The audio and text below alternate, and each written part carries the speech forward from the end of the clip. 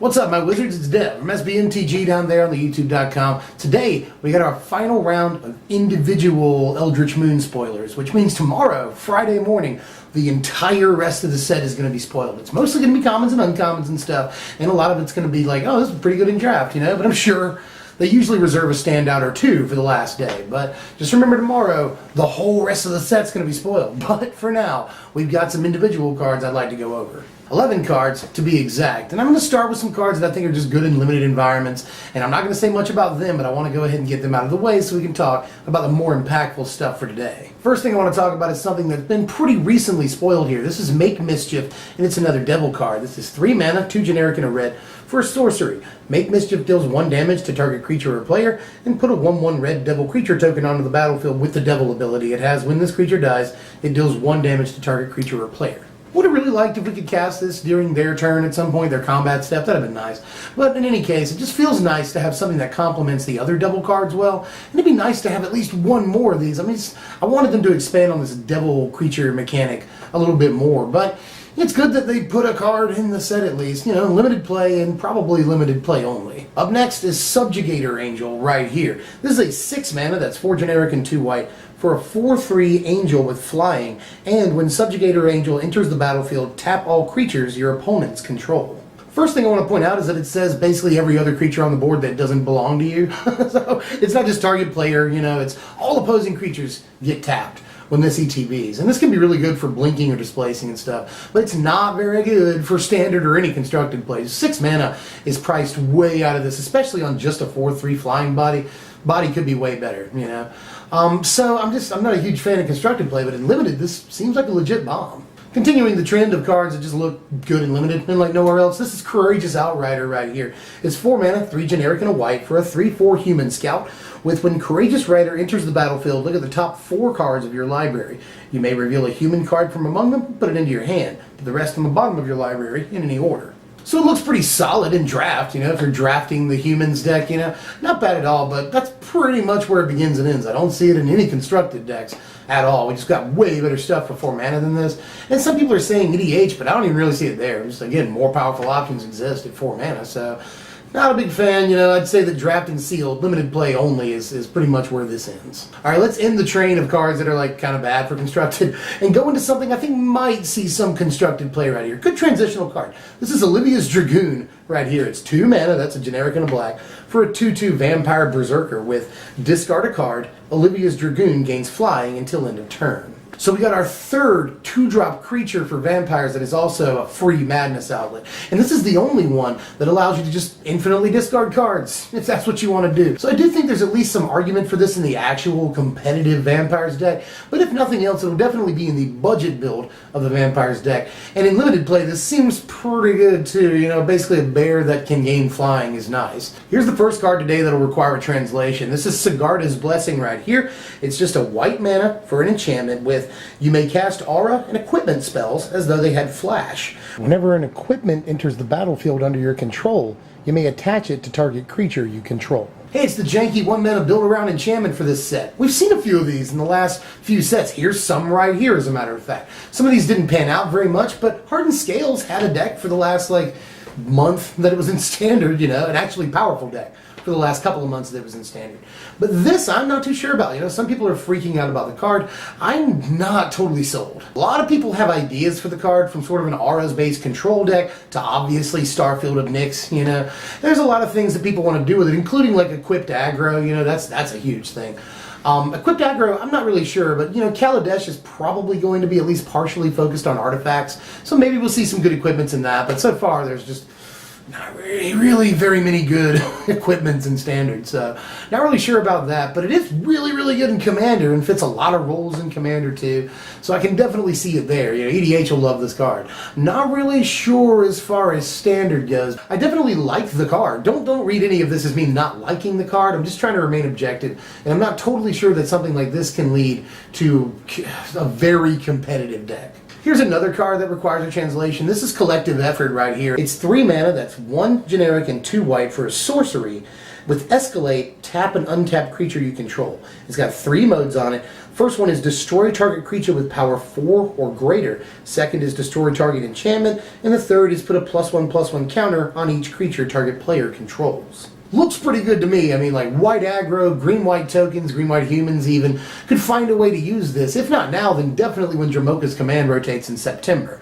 And I will say, by the way, that I was looking forward to Dromoka's Command rotating so we wouldn't have like main deck enchantment hate in Standard, at least none outside of Nahiri that I could think of. And, you know, Dromoka's Command is rotating, but this comes in, and this is even better if you want to kill enchantments. Then Dromoka's Command, just destroy that thing, target it, and get out of here. So I kind of don't like that. And I do think the card will see play, you know. To get all 3 modes on the card, you don't have to pay any extra mana. You just do something that these decks are very likely to have anyway. You know, it's sorcery speed, that kind of sucks. If it could have been instant speed, the card would be absolutely busted. But it may already be good enough. I mean, people are saying that, like, Always Watching's a better Anthem effect. Gideon's a better Anthem effect. I agree, but this is also an Anthem effect. Like, why would you not play this? An Anthem effect that can also kill the biggest creature on the other side of the board looks pretty good to me.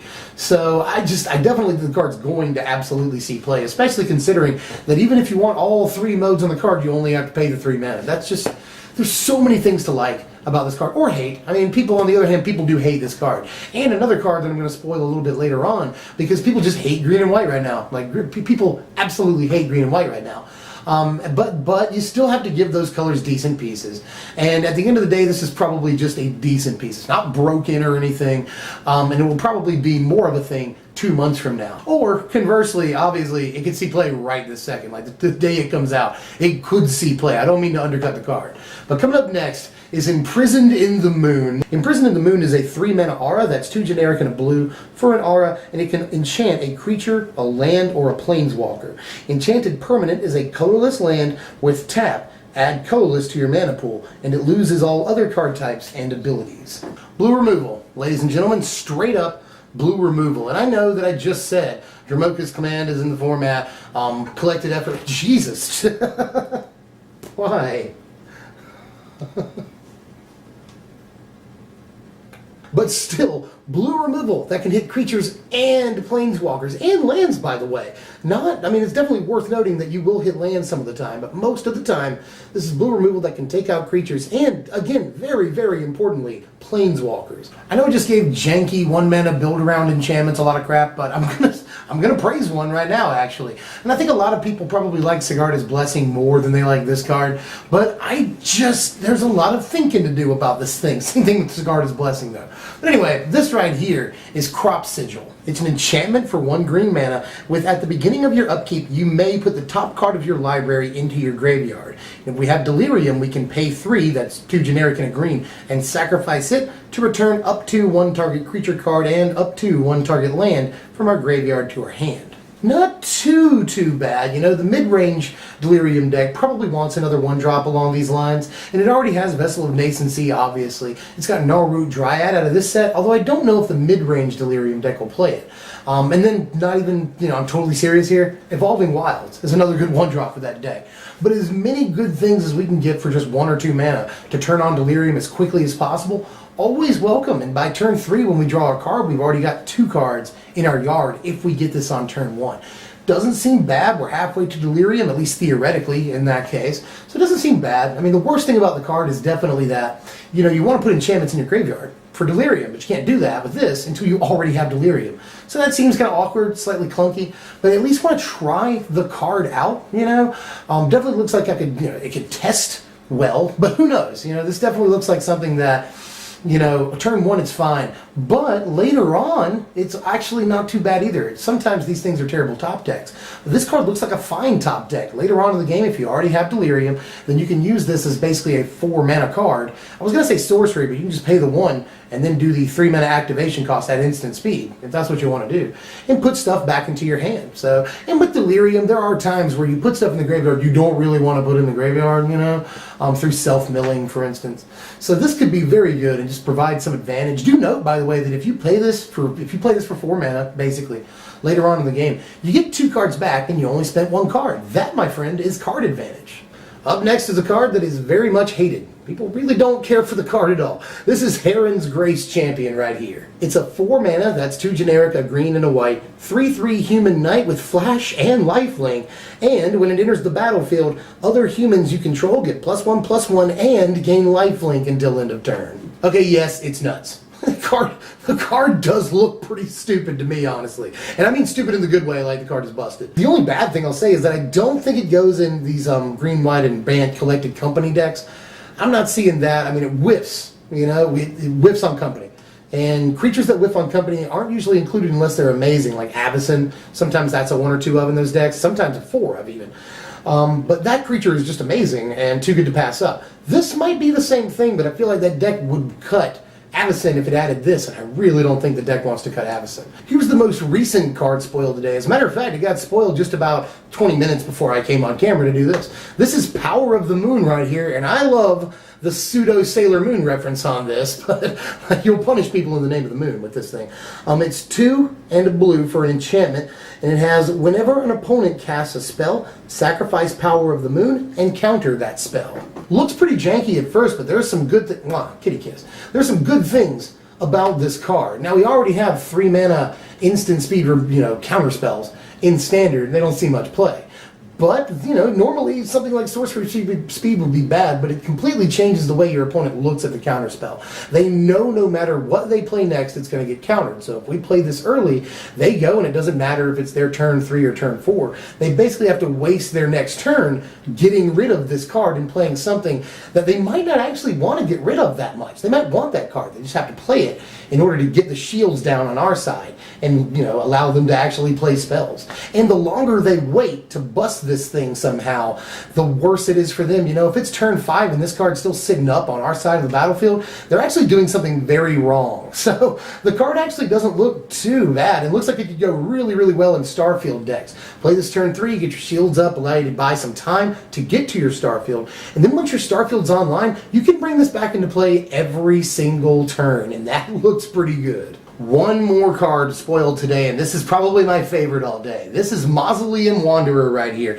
It's just a blue mana for a 1/1 spirit with flying, and whenever another spirit enters the battlefield under your control, Mausoleum Wanderer gets +1/+1 until end of turn. Not bad. You can sacrifice Mausoleum Wanderer to counter target instant or sorcery spell unless its controller pays X, where X is Mausoleum Wanderer's power. Okay, so basically a new curse catcher with a creature type that's not as relevant in Eternal formats, but other than that is better in every single conceivable way. In the last 2 days, we've seen 2 very constructed playable spirits, and this guy's Rattlechain's new best friend, man. These guys are BFFs all day. Just the fact that this puts them a turn behind on things like Languish or any removal in their hand, or very importantly, Collected Company, Dramoka's Command even, There's a lot of things that this backs them up on, and that can be really, really important, especially in a tempo deck, which is what the Spirits deck is shaping up to be. People were thinking it might just be straight up aggro, but the last few cards we've seen make it almost definitively a tempo deck, and I love blue-white tempo, mono-blue tempo even. I love these tempo decks that are just basically like fish, like little aggro, chip in some damage every now and again and completely disrupt everything our opponent's trying to do, and then just win off of just chip damage, within like 6 or 7 turns. I love those decks so much, and I'm glad that they have a curse catcher, and this actually feels sort of like Spell Stutter Spritey to me, if that makes sense, I wish that it had flash, although of course, if you have a Rattlechains, this does have flash, so that's really good too. It's also a good friend of Ojutai's Command, by the way, We can put this into play with an Ojutai's Command and end up countering a spell, effectively meaning that Ojutai's Command can counter nearly anything, as long as this guy's in your yard, so that's really good, Just seems good in a lot of stuff. I mean, we can company this into play. I don't think it'll end up in company decks, but theoretically, we can company this into play and then boosh. So that also seems good. There's so much going on with this card, and it could see play in Eternal formats. I like so much about it, and I'm glad that Wizards decided to print it, and I'm also glad that we got what we wanted. Spirits, tribal players, we'll have to wait and see if tribal spirits is really a thing, but with the last couple of cards we've seen, plus Rattlechains, I don't see it not at least trying to be a thing, and it's probably going to be a viable budget deck unless it takes off and becomes something real. So I really, really like tempo, and I'm glad this exists, and I'm glad that Wizards gave people what they wanted in trying to sort of push Spirits tribal. Seriously though, I love that last card. But that's all we've got for today. Tomorrow, like I said, the rest of the whole set gets spoiled. So not only will I give you sort of, probably the top 10 or 20 of tomorrow, sort of what I think are the best cards, but I'll also start brewing up decks. It's that time, starting tomorrow morning, it's on, as though it were Donkey Kong. But that's all we got for right this second, at least. If you enjoyed the content, like the content, and then sub if you're new or if you just want to see more things. I'm Deb from SBMTG. This is Ziggy right here, who we haven't seen on camera in a while. Hey, I want more kitty kisses. He loves me. You're sleepy, though. But anyway, sitting here talking to the damn cat. But anyway, I'll see you guys later. Thanks for watching, my wizards.